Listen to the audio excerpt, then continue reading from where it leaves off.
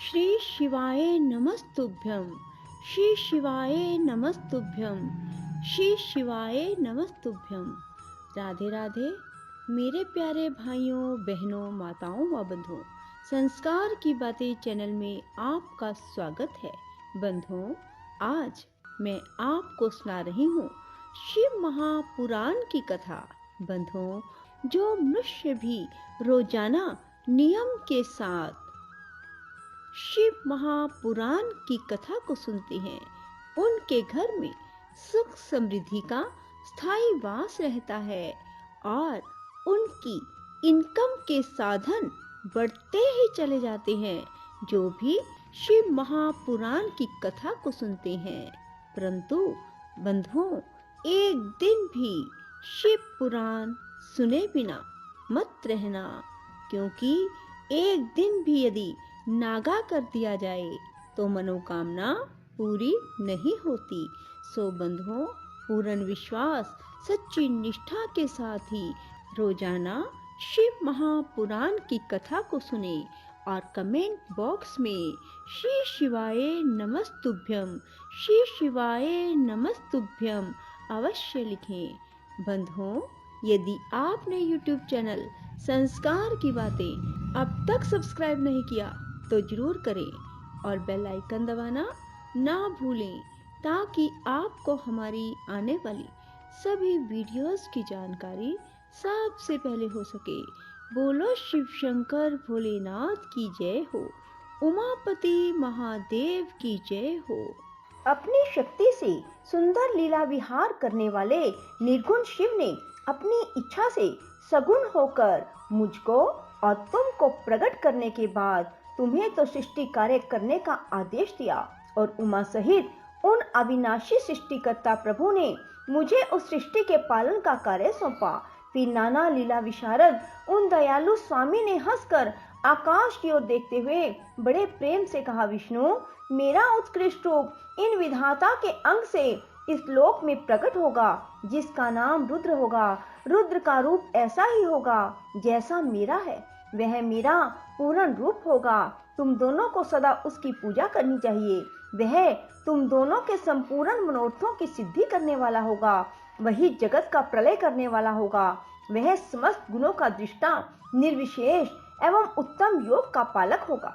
यद्यपि तीनों देवता मेरे ही रूप हैं, तथापि रुद्र मेरा पूर्ण रूप होगा।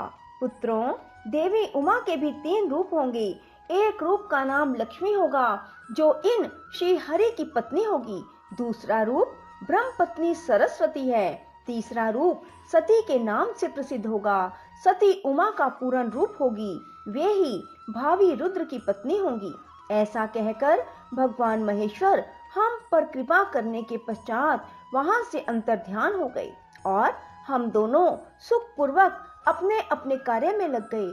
ब्रह्मन समय पाकर मैं तुम दोनों सपत्नीक हो गए और साक्षात भगवान शंकर रुद्र नाम से अवतीर्ण हुए। वे इस समय कैलाश पर्वत पर निवास करते हैं।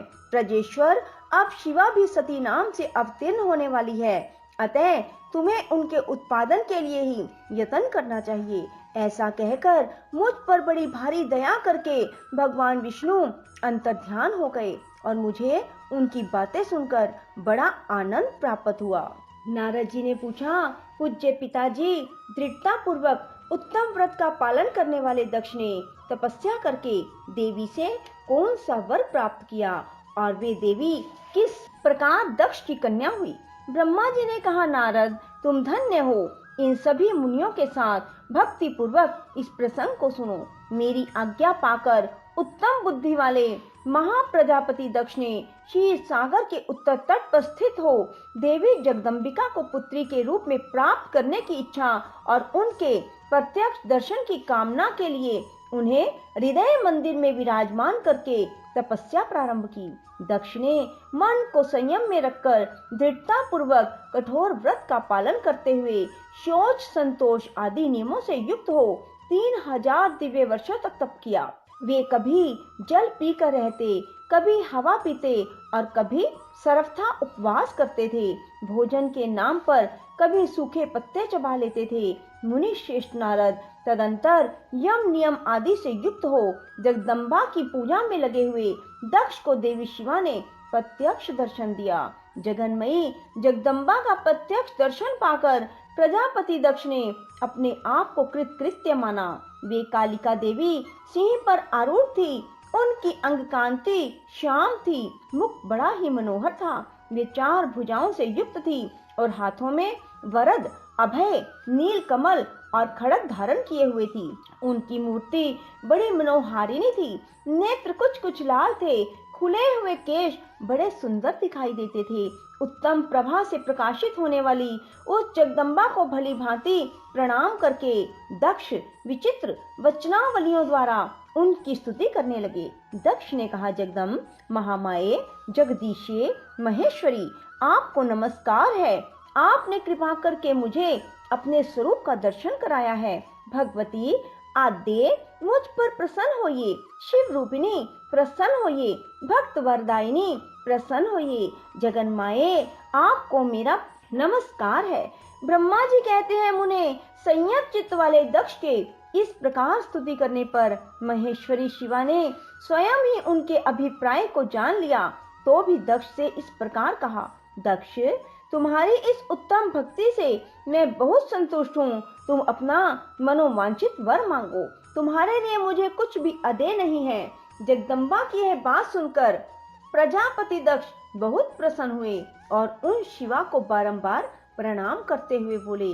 दक्ष ने कहा, जगदम्ब, महामाये, यदि आप मुझे वर देने के लिए उद्यत हैं तो मेरी बात सुनिए और प्रसन्नता पूर्वक मेरी इच्छा पूर्ण कीजिए। मेरे स्वामी जो भगवान शिव हैं, वे रुद्र नाम धारण करके ब्रह्मा जी के पुत्र रूप से अवतीर्ण हुए हैं।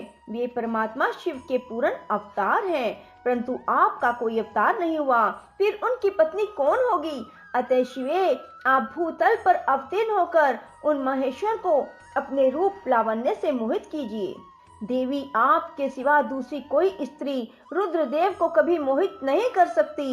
इसलिए आप मेरी पुत्री होकर इस समय महादेव की पत्नी होइए। इस प्रकार सुंदर लीला करके आप हर मोहिनी बनिए। देवी, यही मेरे लिए वर है। यह केवल मेरे ही स्वार्थ की बात हो ऐसा नहीं सोचना चाहिए। इसमें मेरे ही साथ संपूर्ण जगत का भी हित है। ब्रह्मा, विष्णु और शिव में से ब्रह्मा जी की प्रेरणा से मैं यहाँ आया हूँ। जगदम्बिका शिवा हंस पड़ी और मन ही मन भगवान शिव का स्मरण करके यूं बोली। देवी ने कहा, तात प्रजापते दक्ष, मेरी उत्तम बात सुनो। मैं सत्य कहती हूँ, तुम्हारी भक्ति से अत्यंत प्रसन्न हो तुम्हें संपूर्ण मनोवांछित वस्तु देने के लिए उद्यत हूँ। दक्ष, यद्यपि मैं महेश्वरी हूँ तथापि तुम्हारी भक्ति के अधीन हूँ। तुम्हारी पत्नी के गर्भ से तुम्हारी पुत्री के रूप में अवतीर्ण होंगी, इसमें संशय नहीं है। अनग, मैं अत्यंत दुस्सह तपस्या करके ऐसा प्रयत्न करूंगी जिससे महादेव जी का वर पाकर उनकी पत्नी हो जाऊं। उनके सिवा और किसी उपाय से कार्य सिद्धि नहीं हो सकती, क्योंकि वे भगवान सदाशिव सर्वथा निर्विकार हैं। ब्रह्मा और विष्णु के भी सेव्य हैं, नित्य परिपूर्ण रूप ही हैं। मैं सदा उनकी दासी और प्रिया हूँ।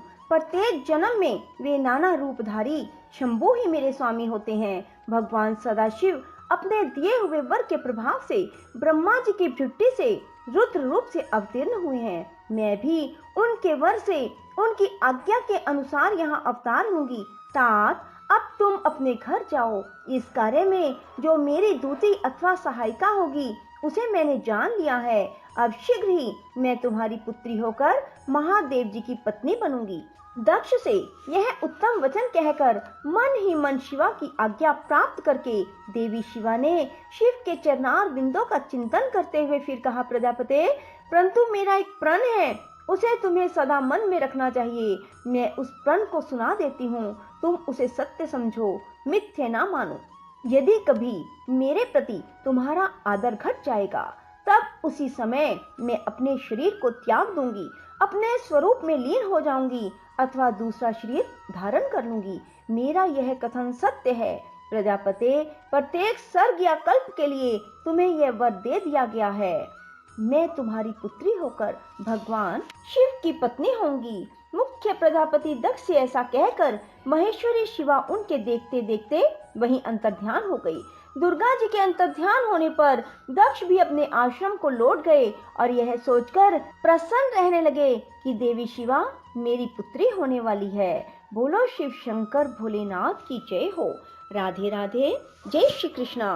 बंधुओं, यदि आपको हमारी वीडियो पसंद आए तो इसे लाइक करें और शेयर भी जरूर करें। धन्यवाद।